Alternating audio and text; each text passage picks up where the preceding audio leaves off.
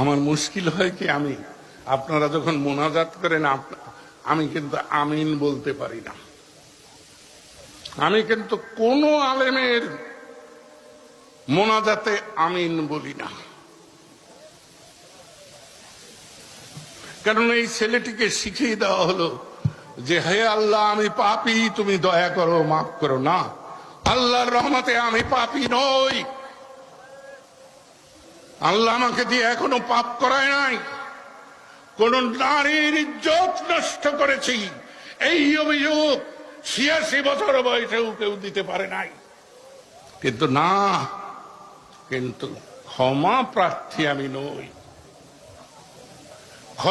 ক্ষমা চায় অপরাধী। আমি আল্লাহ বান্দা। একজন মাসুম মানুষ পাওয়া গেছে, অক্ষরে গোনা নাই, মাত্র ইয়া পড়ছে। কপাল রে, অক্ষরে গোনা ছাড়া মাসুম। গোনা কারকে বুঝছেও না, বেড়া সেও লাগছে না গোনা।